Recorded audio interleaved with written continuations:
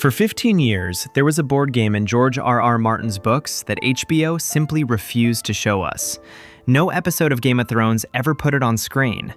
And then, in 2026, House of the Dragon quietly brought it back and staged a scene so faithful to the novels that book readers immediately recognized exactly how it was going to end.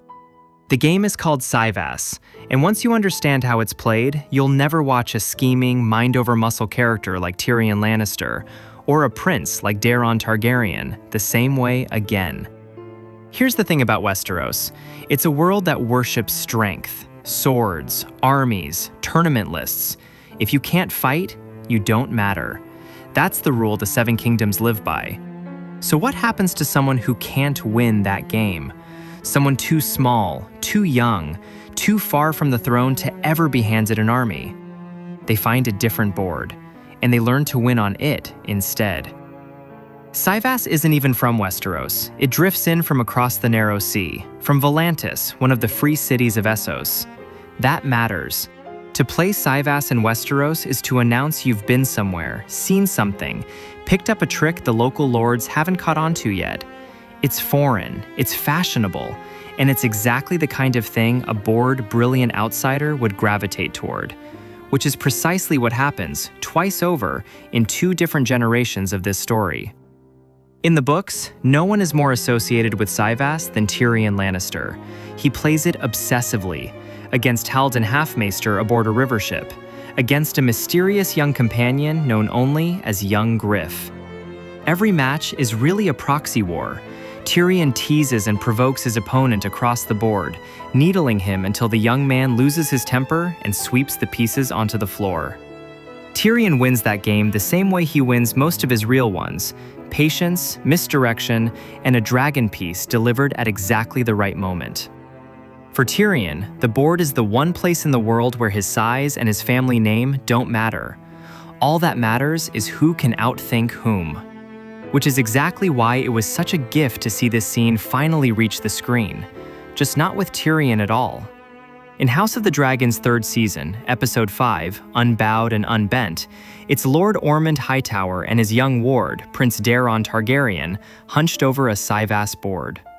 Ormond spends the whole scene lecturing about strategy, about a legendary Dornish queen, about how dragons are little more than obscenities dressed up as power.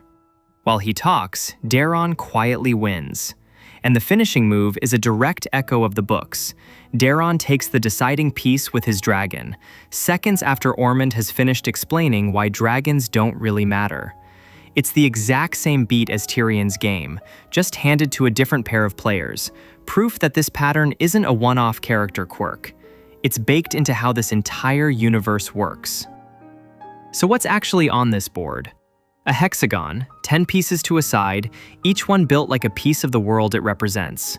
The dragon, the single most devastating piece on the board, unstoppable in the open, but reckless if you push it too far. Sound familiar? The elephant, slow, heavy, built to grind an enemy line down rather than outmaneuver it. The heavy horse, fast, violent, made for the sudden charge that ends a game in one move. Then the supporting cast, crossbowmen striking from range, spearmen and light horse filling the ranks, catapults that are clumsy but lethal, and strange little hill pieces that don't attack at all. They just sit there, reshaping the terrain, forcing everyone else to fight around them. And behind it all, protected, hidden, never meant to be touched directly, the king. Lose him, lose everything, just like the real one. Here's the part that turns this from a fun piece of world building into something genuinely clever. George R.R. Martin has never given us the actual rules. Not once in thousands of pages do we get a rule book. We get pieces. We get moves described in passing. We get the feel of strategy, bluffing, sacrifice, patience, but never the mechanics underneath it. And that's not a gap. That's the design. Because Martin isn't writing a board game. He's writing a metaphor, and metaphors work better blurry. Fans have since built their own physical Cyvasse sets, invented full rule books, argued for years about how the dragon should move, and none of it comes from the author. It's an entire fan base finishing a sentence he left open on purpose. Because here's what Cyvasse is really doing in the story. It's Westeros in miniature. Every time someone sits down across a Cyvasse board, Tyrion, Darren, it doesn't matter. The game was never about the game. It's a way to watch how someone handles pressure, whether they bluff, whether they lecture instead of listening, whether they sacrifice a weak piece to save a strong one, or make the mistake of loving every piece equally. That's the whole story, actually. Kings who won't sacrifice a bad position, players who protect the wrong piece, a dragon unleashed too early or too late.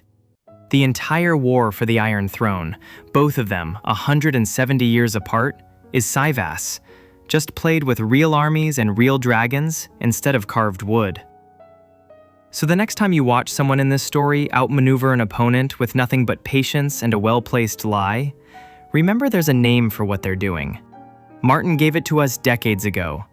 It just took the show's 15 years and a different prince to finally show us the board. If you want more hidden lore this franchise took its time putting on screen, subscribe. There's a whole board of pieces we haven't flipped over yet.